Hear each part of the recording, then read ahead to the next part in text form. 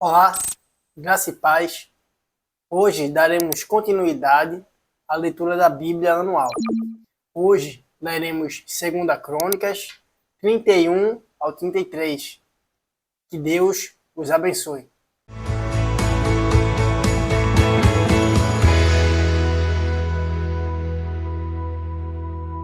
Capítulo 31. Acabando tudo isto, todos os israelitas que se achavam ali saíram às cidades de Judá, quebraram as estátuas, cortaram os postes ídolos e derribaram os altos e altares por todo o Judá e Benjamim, como também Efraim e Manassés, até que tudo destruíram. Então tornaram todos os filhos de Israel, cada um para sua possessão, para as cidades deles. Estabeleceu Ezequias os turnos dos sacerdotes e dos levitas, turno após turno, segundo o seu mister, os sacerdotes e levitas para o holocausto e para as ofertas pacíficas, para ministrarem e cantarem, portas adentro nos arraiais do Senhor. A contribuição que fazia o rei da sua própria fazenda era destinada para os holocaustos, para os da manhã e os da tarde, e para os holocaustos dos sábados, das festas da lua nova e das festas fixas, como está escrito na lei do Senhor. Além disso, ordenou ao povo, moradores de Jerusalém, que contribuísse com sua parte devida aos sacerdotes e aos levitas, para que pudessem dedicar-se à lei do Senhor. Logo que se divulgou esta ordem, os filhos de Israel trouxeram em abundância as primícias do cereal, do vinho, do azeite, do mel e de todo o produto do campo. Também os dízimos de tudo trouxeram em abundância. Os filhos de Israel e de Judá, que habitavam nas cidades de Judá, também trouxeram dízimos das vacas e das ovelhas, e dízimos das coisas que foram consagradas ao Senhor, seu Deus, e fizeram montões e montões. No terceiro mês, começaram a fazer os primeiros montões, e no sétimo mês acabaram. Vindo, pois, Ezequias e os príncipes, e vendo aqueles montões, bendiceram ao Senhor e ao seu povo de Israel. Perguntou Ezequias aos sacerdotes e aos levitas acerca daqueles montões. Então o sumo sacerdote Azarias, da casa de Zadok, lhe respondeu: Desde que se começou a trazer à casa do Senhor estas ofertas, temos comido e nos temos fartado delas, e ainda há sobra em abundância, porque o Senhor abençoou a seu povo, e esta grande quantidade é o que sobra. Então ordenou Ezequias que se preparassem depósitos na casa do Senhor. Uma vez preparados, recolheram neles fielmente as ofertas, os dízimos e as coisas consagradas. Disto era intendente Conanias, o levita, e Simei, seu irmão, era o segundo. Jeiel, Azarias, Naate, Azael, Jerimote, Josabade, Eliel, Ismaquias, Maate e Benaia eram superintendentes sob a direção de Conanias e Simei, seu irmão, nomeados pelo rei Ezequias e por Azarias, chefe da casa de Deus. O levita Coré, filho de Imna e guarda da porta oriental, estava encarregado das ofertas voluntárias que se faziam a Deus, para distribuir as ofertas do Senhor e as coisas santíssimas. Debaixo das suas ordens estavam Éden, Miniamim, Jesua, Semaías, Amarias e Secanias, nas cidades dos sacerdotes, para com fidelidade distribuírem as porções a seus irmãos, segundo os seus turnos, tanto aos pequenos como aos grandes, exceto aos que estavam registrados nas genealogias dos homens, de 3 anos para cima, e que entravam na casa do Senhor, para a obra de cada dia pelo seu ministério dos seus cargos, segundo os seus turnos. Quanto ao registro dos sacerdotes, foi ele feito segundo as suas famílias, e os dos levitas de 20 anos para cima foi feito segundo os seus cargos nos seus turnos. Deles foram registrados as crianças, as mulheres, os filhos e as filhas, uma grande multidão, porque com fidelidade se houveram santamente com as coisas sagradas. Dentre os sacerdotes, filhos de Arão, que moravam nos campos dos arredores das suas cidades, havia em cada cidade homens que foram designados nominalmente para distribuírem as porções a todo homem entre os sacerdotes e a todos os levitas que foram registrados. Assim fez Ezequias em todo o Judá, fez o que era bom, reto e verdadeiro perante o Senhor, seu Deus, em toda a obra que começou no serviço da casa de Deus, na lei e nos mandamentos, para buscar seu Deus de todo o coração, o fez e prosperou. Capítulo 32.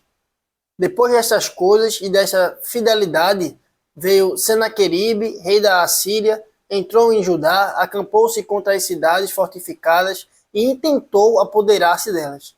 Vendo, pois, Ezequias que Senaqueribe vinha e que estava resolvido a pelejar contra Jerusalém, resolveu, de acordo com os seus príncipes e os seus homens valentes, tapar as fontes das águas que havia fora da cidade, e eles o ajudaram. Assim, muito povo se ajuntou e taparam todas as fontes, como também o ribeiro que corria pelo meio da terra, pois diziam: por que viriam os reis da Síria e achariam tantas águas? Ele cobrou ânimo, restaurou todo o muro quebrado e sobre ele ergueu torres. Levantou também o outro muro por fora, fortificou a Milo na cidade de Davi e fez armas e escudos em abundância. Pois oficiais de guerra sobre o povo, reuniu-os na praça da porta da cidade e lhes falou ao coração, dizendo: sedes fortes e corajosos, não temais, nem vos assusteis por causa do rei da Assíria, nem por causa de toda a multidão que está com ele, porque há conosco maior do que o que está nele. Com ele está o braço de carne, mas conosco o Senhor nosso Deus, para nos ajudar e para guerrear nossas guerras. O povo cobrou ânimo com as palavras de Ezequias, rei de Judá. Depois disto, enquanto Senaqueribe, rei da Assíria, com todo o seu exército, sitiava Laques, enviou os seus servos a Ezequias, rei de Judá, que estava em Jerusalém, dizendo: assim diz Senaqueribe, rei da Síria, em que confiais vós, para vos deixar de sitiar em Jerusalém? Acaso não vos incita Ezequias para morrerdes a fome e a sede, dizendo: o Senhor nosso Deus nos livrará das mãos do rei da Síria?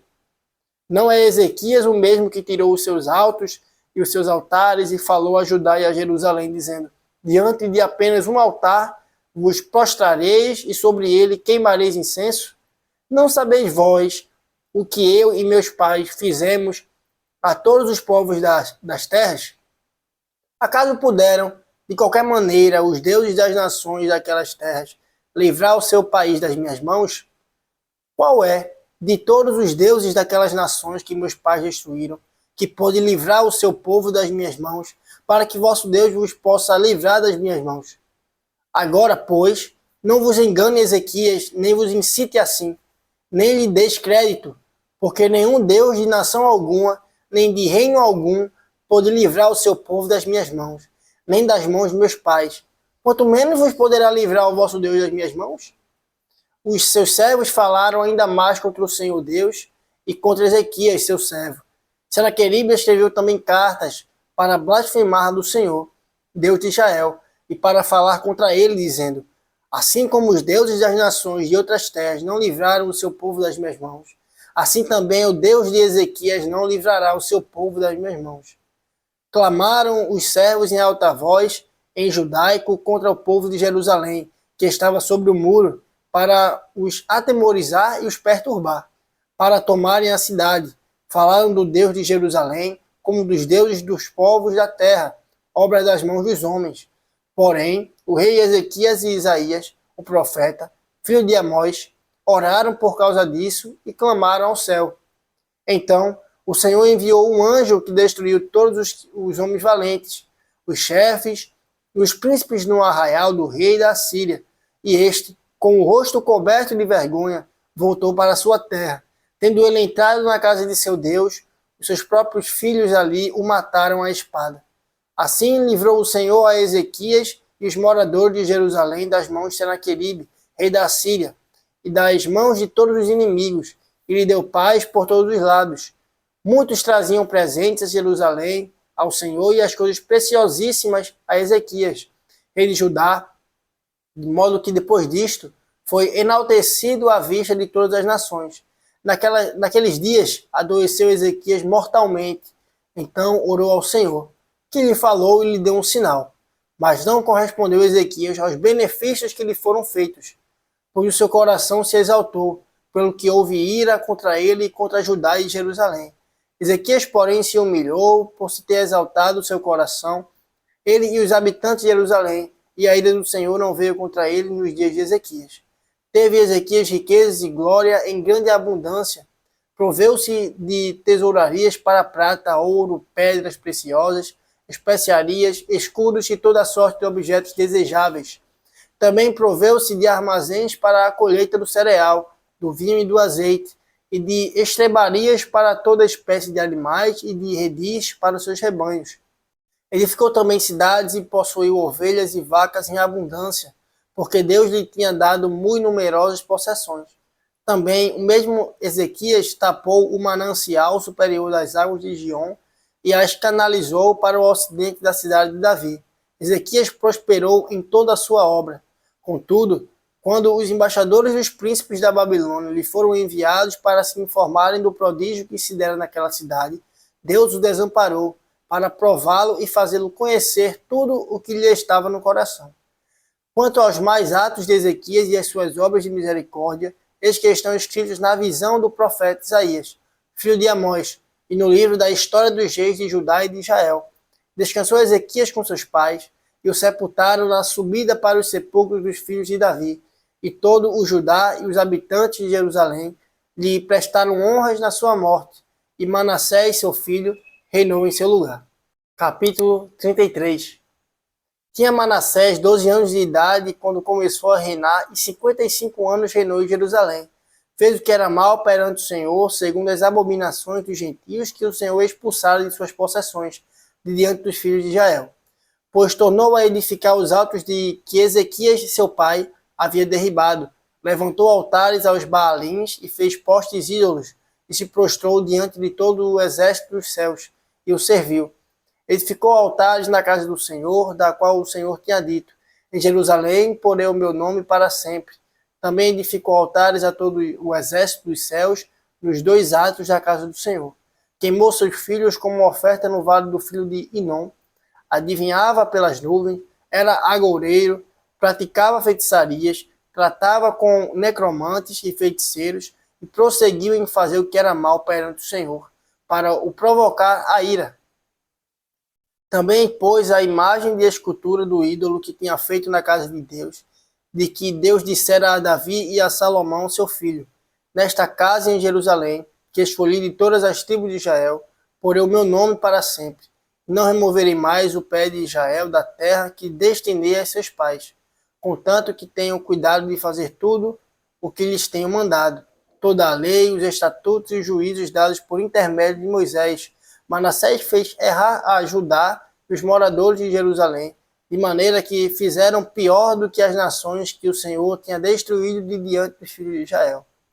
Falou o Senhor a Manassés e a seu povo, porém não lhe deram ouvidos, pelo que o Senhor trouxe sobre eles os príncipes do exército do rei da Assíria, os quais prenderam Manassés com ganchos, amarraram-no com cadeias e o levaram para a Babilônia.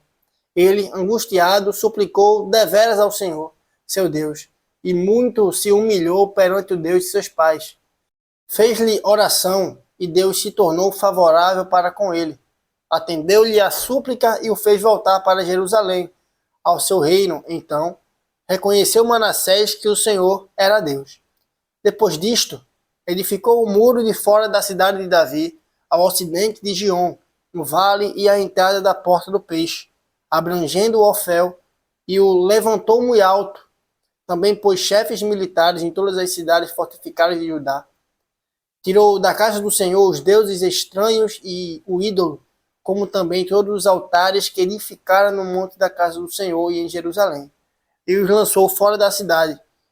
Restaurou o altar do Senhor, sacrificou sobre ele ofertas pacíficas e de ações de graças, e ordenou a Judá que servisse ao Senhor, Deus de Israel. Contudo, o povo ainda sacrificava nos altos, mas somente ao Senhor, seu Deus. Quanto aos mais atos de Manassés, e a sua oração ao seu Deus, e as palavras dos videntes que lhe falaram no nome do Senhor, Deus de Israel, estes estão escritos na história dos reis de Israel. A sua oração e como Deus se tornou favorável para com ele. Todo o seu pecado, a sua transgressão e os lugares onde ele ficou altos e colocou postes ídolos e imagem de escultura, antes que se humilhasse, eis que tudo está na história dos videntes.